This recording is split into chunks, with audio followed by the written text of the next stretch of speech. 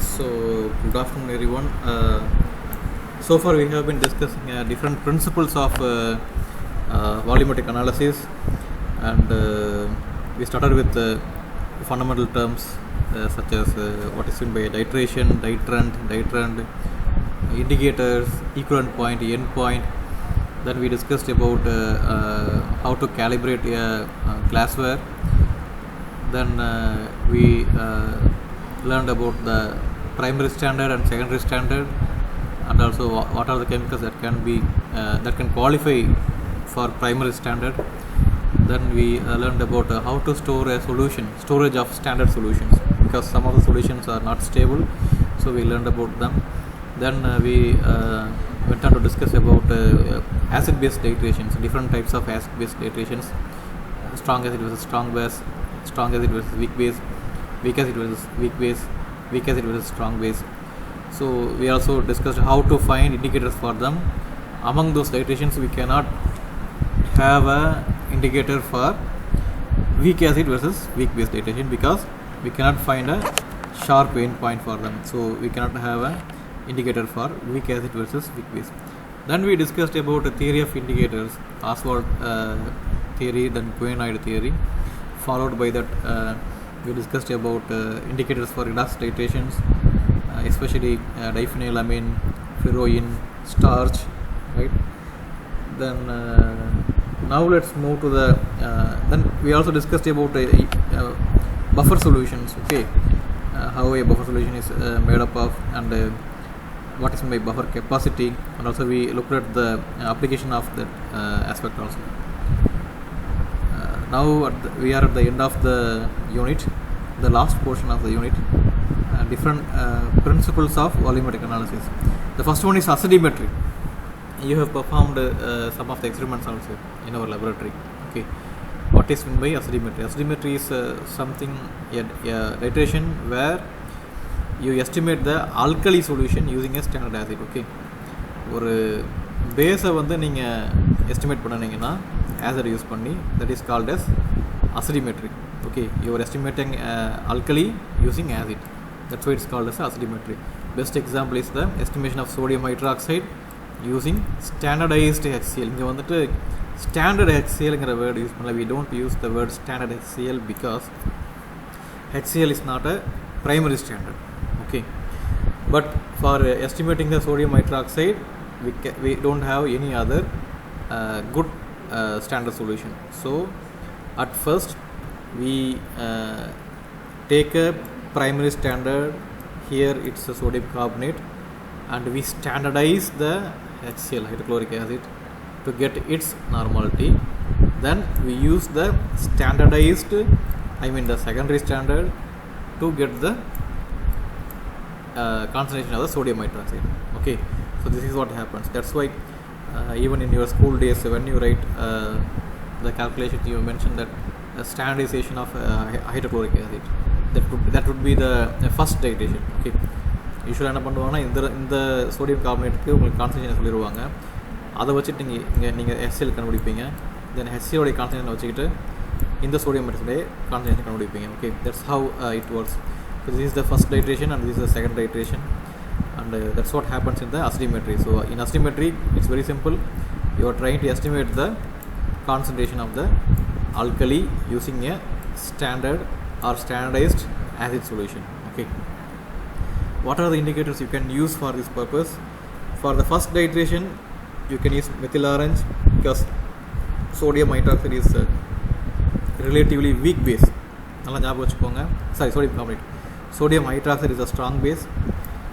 The pH could be more than 12 or 13. Sodium carbonate is a relatively weak base when you compare with the sodium hydroxide. Then sodium bicarbonate, sodium hydrogen carbonate, is a weak base. Okay, for sodium bicarbonate, the pH might be around 8. Sodium carbonate may be between 8 to 10 or something like that, or we can say 8.5 something. So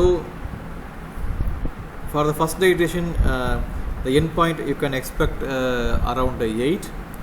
So you can choose methyl orange indicator. Okay, because you will have HCl in what burette or pipette. You will have HCl in pipette, then you will have sodium hydroxide in the burette, so you can use the methyl orange indicator. Then you can have phenolphthalein as a indicator for the second iteration. Okay, phenolphthalein is highly suitable because the pH of this second iteration will be more than 10, so phenolphthalein can show the endpoint, right? So this is all about the acidimetry. You are using an acid to estimate the alkali solution, that's all. Then let's move to the next topic, alkalimetry. Similarly, if you use a base to estimate an acid, that is called as alkalimetry. Okay, in the previous case you estimated the base using acid. In this case you are estimating the acid using a base. Okay, again the best example is HCl versus sodium hydroxide. Okay, again remember that sodium hydroxide is not a primary standard. You have to standardize it using some other primary standard. Okay, so the equation will be very simple. You are estimating an acid using an alkali. Okay, you get a NaCl plus H2O, and of course since NaOH is involved in this iteration, you can expect pH, high pH, probably more than 10, so you can choose phenolphthalein. Okay, phenolphthalein could be the better indicator for this purpose. And the next topic is oxidimetry. Next principle is oxidimetry. Whenever a titration involves oxidizing agents, that is called as oxidimetry. Okay, the best example is estimation of oxalic acid using potassium permanganate. Okay, you can have a potassium permanganate in a strong sulfuric acid, and in turn this combination will generate 5 equivalents of nascent oxygen. Then this oxygen will oxidize the oxalic acid to produce water and carbon dioxide. Here the basic idea is to estimate the oxalic acid. Okay, so for that purpose you add potassium permanganate from the burette. Okay, when you add potassium permanganate in the burette dropwise along with the sulfuric acid and the oxalic acid in the conical flask, the pink color of the potassium permanganate goes to colorless. Okay, at the moment when slight pink color appears, that's the end point here. Okay, in this case, and we also know that potassium permanganate is a self indicator. We don't need any other indicator in this case, in this particular example. Okay, so this is the best suitable example for the oxidimetry. Okay, whenever you have a oxidizing agent in your titration, that titration is called as a oxidimetry. And our next principle is complexometry or complexometric titration. I think you are well aware of this concept because you might have done some fundamental experiments in your school days, or even otherwise also we will do that experiment in our laboratory. Okay, so I give a different example here because we usually do complexometric titration using the EDTA. Okay, EDTA for estimation of zinc or iron. But here I give the example of silver, estimation of cyanide. Okay, why we need such a complexometric titration? If you look at the acid-base titration, you will either have acid or base. They will react together to give a neutral endpoint. Okay, and what about the oxidimetry? When the oxidizing agent completely oxidizes the unknown sample, that gives the endpoint. Okay, but there are some cases where you need to form complexes. Okay, complex in the school படிச்சிருப்பீங்க. Complex form ஆகணும். Complex form ஆனாதான் you can get color, or they may show some precipitate or something like that. Okay, otherwise we cannot estimate them by simple estimations. Okay, so in this case we are trying to estimate the cyanide. Let's say cyanide in a food sample. Okay, so whenever a food contains a cyanide, you can try this method. Okay, it works well. Silver is a highly reactive metal ion, so here you mix the silver with the sample that has cyanide. At first it forms soluble complex. Okay, until when கம்ப்ளீட்டாக இந்த cyanide ஃபுல்லாகவுமே சில்வரோட coordination complex form பண்ணுற வரைக்கும் அது soluble காம்ப்ளெக்ஸாக இருக்கும். At the moment when all the cyanides are converted into soluble complex, the slight excess of silver ion will form an insoluble complex. That is the end point. Okay, again here we don't need any indicator. Okay, for this particular example. Okay, otherwise we need indicator. For this particular example we don't need indicator because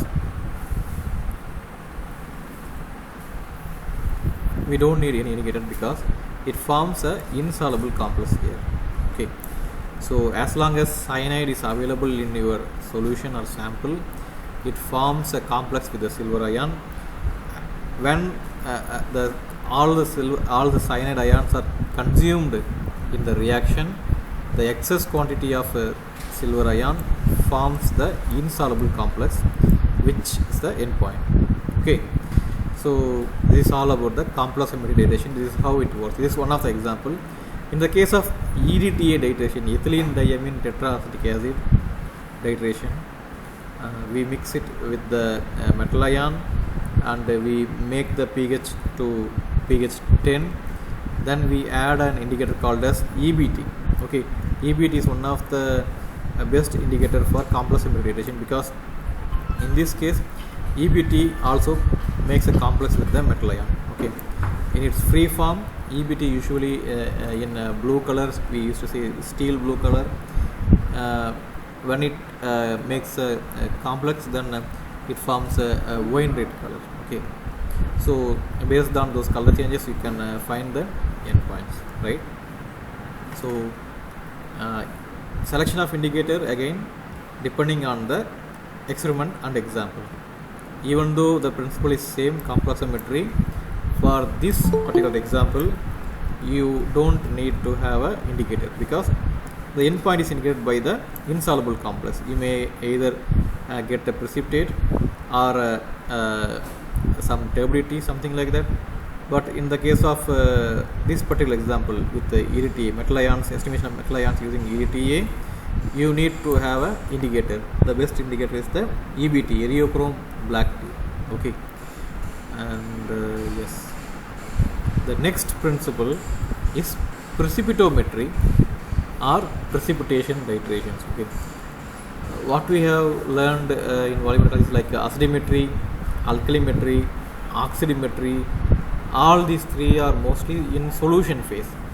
Okay, even for the compleximetry, only at the end point you may get depending on the case. Okay, you may get turbidity or precipitate. Otherwise that is also in a single phase, I mean solution phase, right? But still some of the metal ions or some of the anions, cations do not get interaction with the complexing agent. Okay, why we need a compleximetry? Because we are not able to estimate them using simple acidimetry, alkalimetry, oxidimetry principles. We were in the need of some different principles, so we arrived at the compleximetry. Even for compleximetry, some of them don't work. Okay, for those purposes we can go for precipitation titrations. Okay, precipitation titrations are the titrations in which the reactions result in the formation of precipitates or slightly soluble salts. Okay, we can say very slightly soluble salts.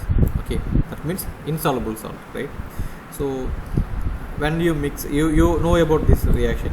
You might have studied in the school days, like formation of curdy white precipitate. தயிர் போன்ற wheel படியும் சொல்லி படிச்சிருப்பீங்க. Okay, curdy white precipitate. That's what this reaction happens. Okay, when you try to estimate chloride ions in your solution using a silver nitrate, it forms a solid or precipitate which is nothing but the silver chloride. Okay, தயிர் போன்ற wheel படிவு, curdy white precipitate. Okay, that's an insoluble precipitate. By looking at the formation of that precipitate, you can actually find the end point. But still we used to have potassium chromate. Okay, potassium chromate as an indicator for this method. This method is known as Morse method. Okay, the formation of dirty white precipitate. This method is known as Morse method.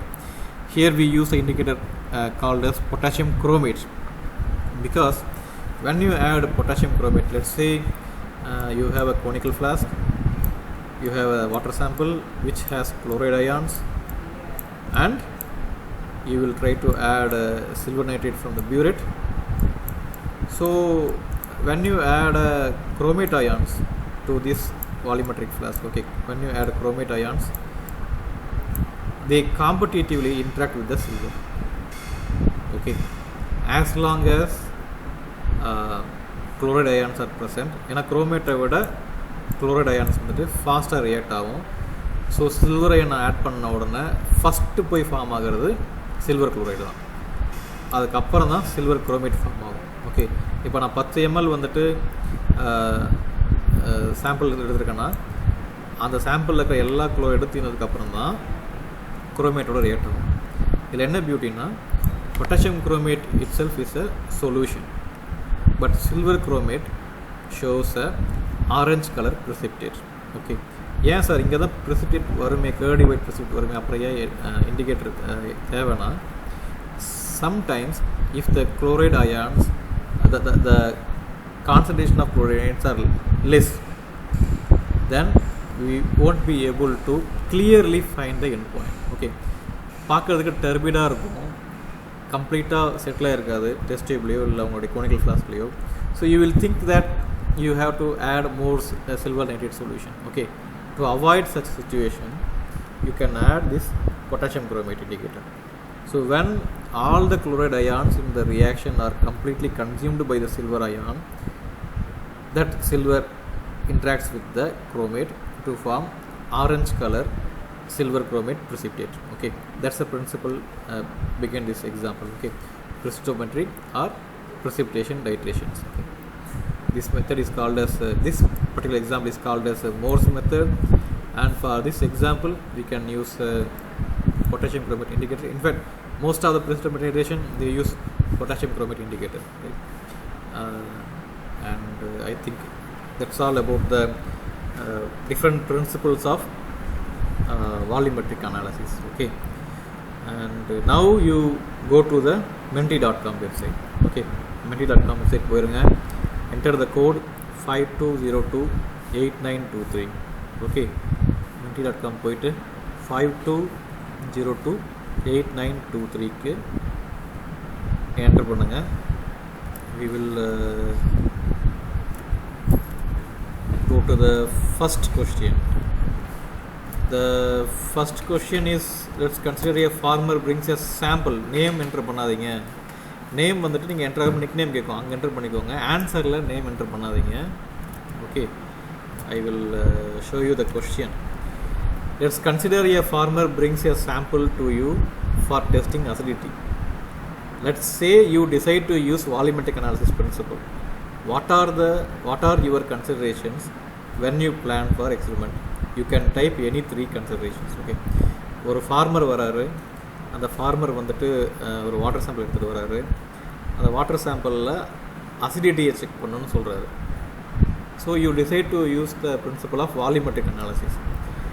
அப்போ அந்த எக்ஸ்பெரிமெண்ட்டில் என்னென்னலாம் நீங்கள் வந்து consider பண்ணுவீங்க? இப்போ மறுபடியும் ஆன்சரில் பேர் enter பண்ணிட்டுருக்கீங்க பாருங்கப்பா, ஆன்சர்ஸ் என்டர் பண்ணுங்கள்.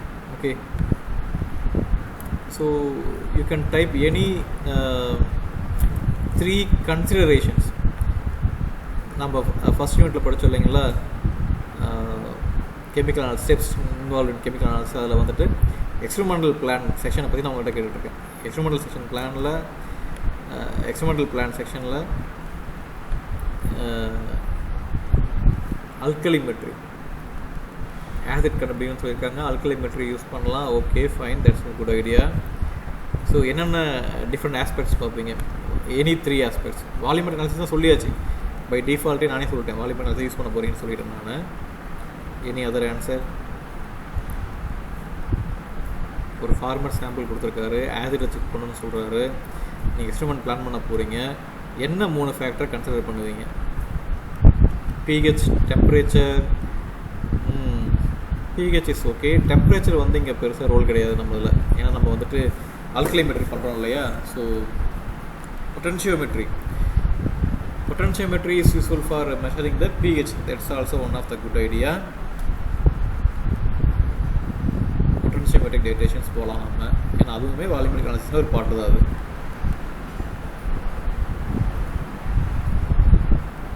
தென் பொட்டன்ஷியோமெட்ரி நிறைய பேர் டைப் பண்ணிருக்கீங்க. வேறு ஏதாவது ஐடியா இருக்கா? தெர்மல் அனாலிசிஸ் தேவைப்படாது. காரணம் என்னென்னா, here what we are trying to measure is as acidity measure பண்ணுறதுக்கு again temperature thermal analysis நமக்கு தேவைப்படாது. ஓகே, acidimetry போட்டிருக்கீங்க. we cannot go for acidimetry because acidimetry is used for estimation of alkali. Okay, உங்களுக்கு sodium hydrate எஸ்டிமேஷன்னாக்கா நீங்கள் அது போகலாம். alkalimetry would be the total one. Then salinity, pH, dissolved oxygen. Salinity we may consider, but again இங்கே நமக்கு salinity-யை விட வந்துட்டு acid based பார்க்குறது தான் பெஸ்ட். அதுவும் acid பார்க்குறது தான் best. Then pH of course already told about that. Dissolved oxygen நம்ம ஆல்ரெடி ஒரு பேராமீட்டர் டெஸ்ட் பண்ணுறோம் இல்லைங்களா, ஸோ டிசால்வ் ஆக்சிஜனை பற்றி ஒரி பண்ண தேவையில்லை. Okay, alkalimetry, volumetric analysis, salt content sample. Salt கண்டென்ட்டாக சொல்கிறேன். சால்ட்னா வந்துட்டு sodium chloride is salt, but sodium chloride is neutral salt, right? So அதை எஸ்டிமேட் பண்ணுறதுனால நமக்கு பிஹெச்ங்க ஆசிடிட்டி கண்டுபிடிக்க முடியுமானா கிடையாது. ஓகே, யாரும் சிம்பான் என்ட்ரி போட்டிருக்கான், யாரும் தெரியல. Okay, then let's move to next question. So idea இப்போ இன்கேஸ் அந்த கொஷினை ஏன்ட்ட கேட்டால் what could be your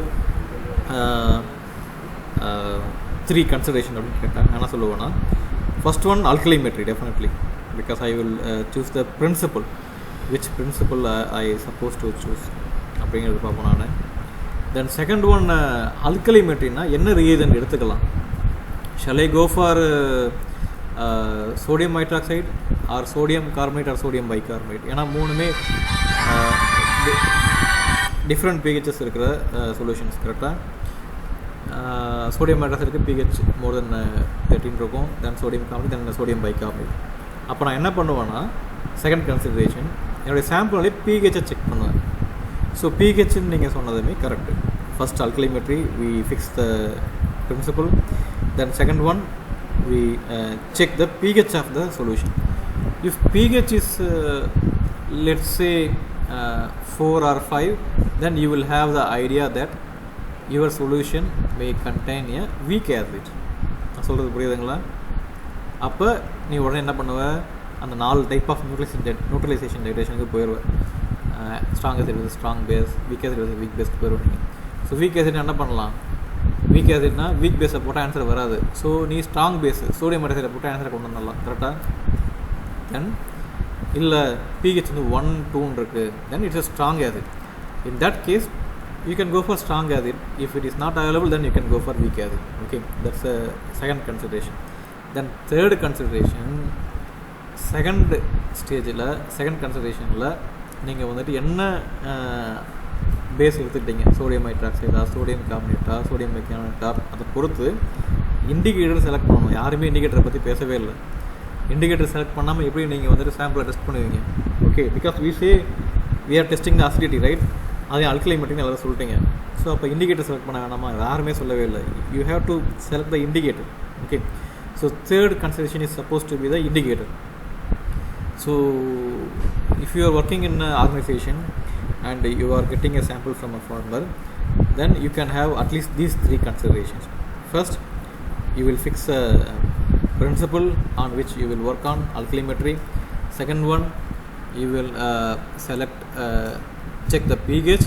Then based on the pH, you will select the standard solution, whether it is a weak base or strong base. Then based on the second step, you will select the indicator. So in the case la vandu நம்ம example வந்து let's say in the second stage we find the pH is 4 or 5, then we can go for sodium carbonate or sodium bicarbonate. In that case we can have either methyl orange or you can even go for the phenolphthalein. Methyl orange will be the most suitable one, I think. Okay, so let's move to the second question. among the volumetric analysis techniques, which one do you think more useful in fisheries? இப்போ நிறைய techniques படித்தோம் இல்லையா volumetric அனாலிசிஸில், acidimetry, alkalimetry, 5 different principles படிச்சிருக்கோம். Then we also studied about different indicators. Okay, so among these techniques, what are all the, or what could be the more relevant to the fisheries? Okay, fisheries அப்போது என்ன பண்ணுவாங்க, ஒரு water quality check பண்ணுவாங்க, acid base check பண்ணுவாங்க, இல்லை pH check பண்ணுவாங்க, இல்லை heavy metal ions check பண்ணுவாங்க. ஓகே, ஸோ இந்த மாதிரியான ஃபேக்டர்ஸ் இருக்கும்போது what could be your choice, or what do you think? Okay, alkalimetry, acidimetry and alkalimetry. Okay,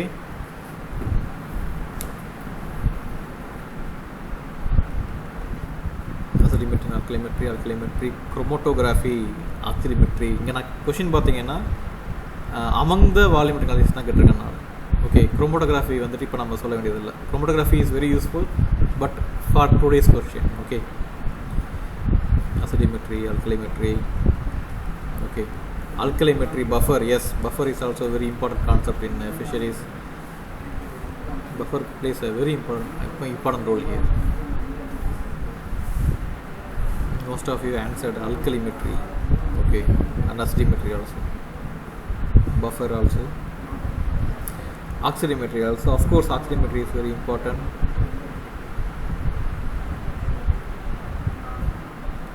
And nobody mentioned about complexometry. Complexometry is one of the important concepts. Okay, because if you want to find the metal ions with volumetric analysis, then complexometry is a more suitable one. Okay, then what else we can say?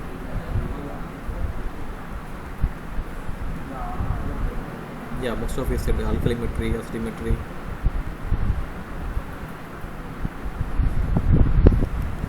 Buffer. Okay, then let's move to the next question. Okay, so these two questions are placed here to get an idea of your understanding. Okay, நம்ம படிப்போம், நிறைய படிச்சுட்டே போவோம், but ப்ராக்டிக்கலாக வரும்போது whether are you able to connect your knowledge with the practical problem or not, அதுக்காக தான் பார்த்தது. So most of you are able to connect the basics with the practical problems. That's okay. Let's move to the third question. For an acidimetric titration, which of the following indicator is suitable? Okay, this is the question. For an acidimetric titration, which of the indicator is suitable? Okay, I am going to enter here. Okay, all the animals came here, so yes, I start the question now. Answer fast to get more marks. Okay, for an acidimetric titration, which of the following is a useful indicator? I have given 5 choices: methyl red, methyl orange, phenolphthalein, all of the above, none of the above. Okay, what could be the answers? For acidimetric titration-க்கு எது suitable இண்டிகேட்டராக இருக்கும்? கொடுத்த ஆப்ஷன்ஸில் methyl red, methyl orange, phenolphthalein, all of the above or none of the above.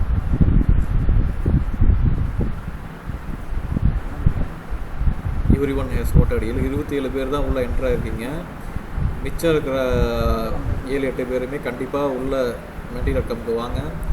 Because யாருக்காவது login problem இருந்தால் சொல்லுங்கள், but you are suppose to hear. Okay, and answers game here. Methyl red 2 பேர் சொல்லியிருக்கீங்க, methyl ஆரஞ்சுன்னு 4 பேர் சொல்லியிருக்கீங்க, ஃபினாப்த்ரைன் 7 பேர் சொல்லியிருக்கீங்க, all of the above 4 பேர் சொல்லியிருக்கீங்க. In fact most suitable answer is all of the above. Okay, acidimetric titration தான் நான் சொல்லியிருக்கேன் நான். I didn't say whether it is a weak acid or weak base or weak. So you can go for all the indicators. Okay, all of the above is the correct answer, right? And let's go to the next question. Next question is similar question. For an alkalimetric titration, which of the following indicator is suitable? Okay, for the last question, இந்த தடவை names யாருமே actual names தரல. Actual names உள்ள user name கொடுத்து வாங்க, உங்களுடைய name அதில் இருக்க அந்த ப்ரொஃபைல் நேம்ஸ் தராதிங்க, உங்களுடைய ஆக்சுவல் நேம்ஸ் கொடுங்க. So next question. The countdown starts now. Indicator for alkalimetry.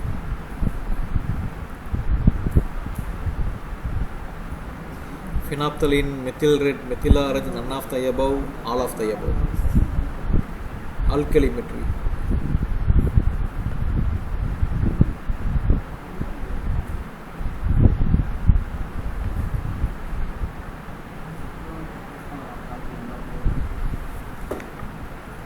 What are the possibilities?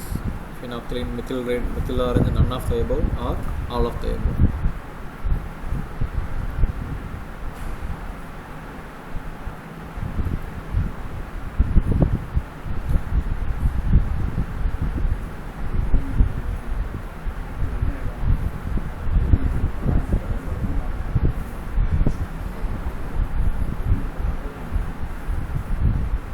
Some more people. Okay, 31, still not the full strength.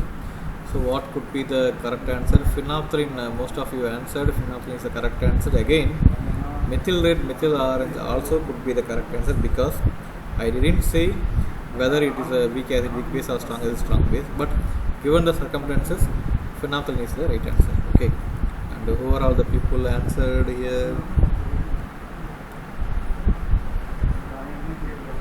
Okay.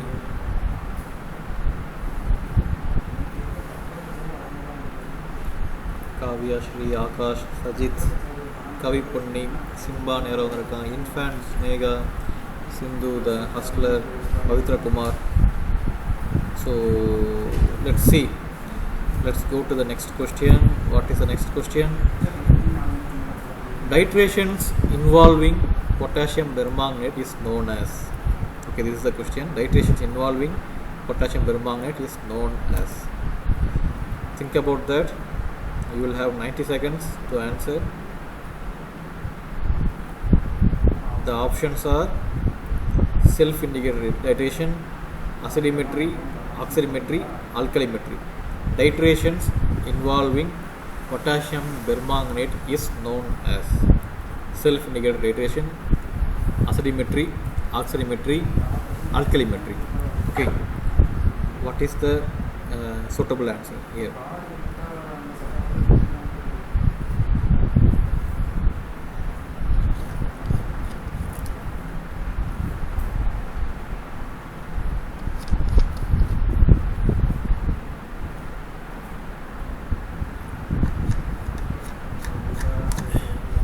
Class let's see. Self-indicator titration 15 பேர், acidimetry, oximetry, alkalimetry. Why self-indicator titration is a wrong answer? Because potassium permanganate is known as self-indicator, but the process, the experiment name is not the self-indicator titration, it is oximetry. Okay, alkalimetry, oximetry, definitely wrong answer. Okay, so let's move to the next question. EDTA titration is an example for. Okay, this is the question. So for the last question, these are the people answered for that. Kavya, Shri, Akash, Kavi Punni, Sajit, Simba, Sindhu, Pavitra Kumar, Infant Singha, MJO, Mojo, Ravindan. Right.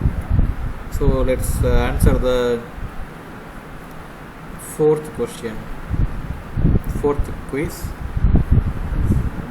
EDTA titration is an example for alkalimetry, acidimetry, complexometry, oximetry, none of the above.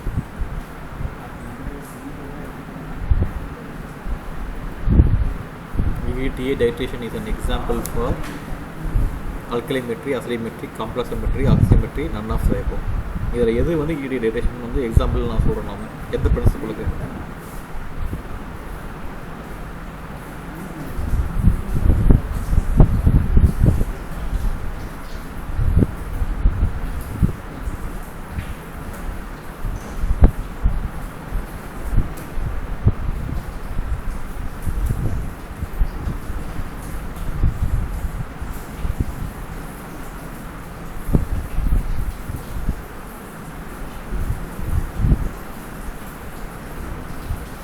So last 30 seconds.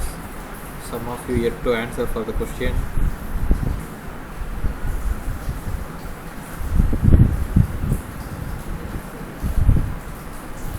Okay. 31 of you answered and 3 said that alkalimetry, 1 of you said acidimetry, 22 of you said complexometry, 1 of you said acidimetry, and 4 of you said none of the above. Actually, it's a complexometry because I explained the complexometry titration using the silver and cyanide ions. Then at the end of the explanation, I said that EDTA titration is the best example for complexometry titration, and also I explained how it can be done for estimation of zinc or iron. Okay, so the correct answer is complexometry. 22 of you have answered for that one. Let's see who are all the people answered well. And again,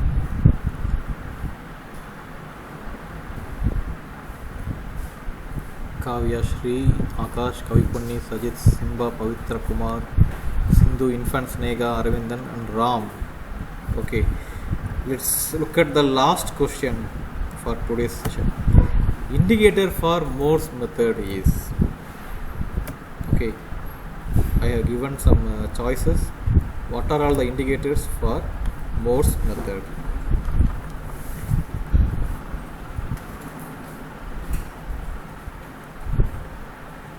Starch, diphenylamine, ferroin, potassium chromate, potassium dichromate. I have given 5 choices: starch, diphenylamine, ferroin, potassium chromate, potassium dichromate.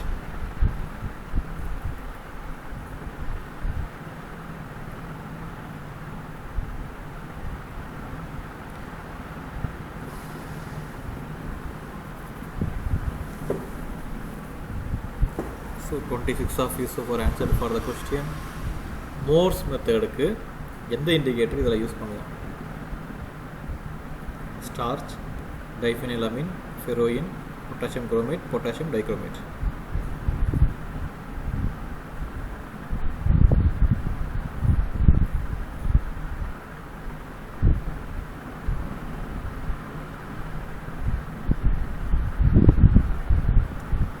Last 30 seconds.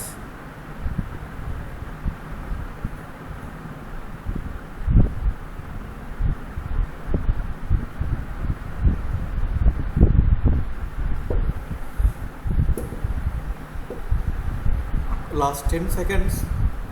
Yes, everyone has voted, so let's look at the answers.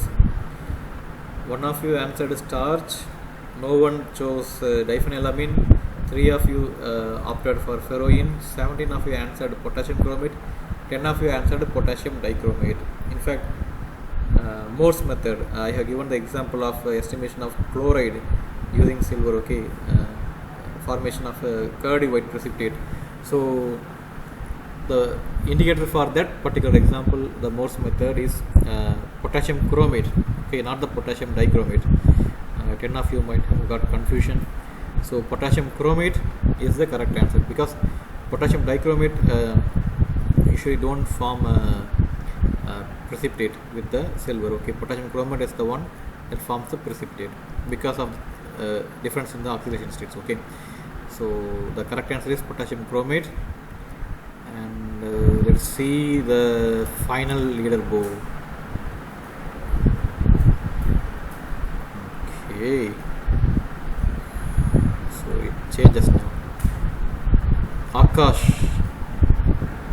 has answered all the questions correctly and almost with the highest speed. ஏன்னா மொத்தமே 5000 points தான், 4935 points எடுத்துருக்கீங்க. Congratulations. Then Pavitra Kumar, Kavya Shri, Kaviponni, Sajit, Simba யாரும் தெரியல, Ram, Sindhu, Infant Snega, Mojo, MJ. Okay, congratulations to all of you who have attempted to answer the questions. And yeah,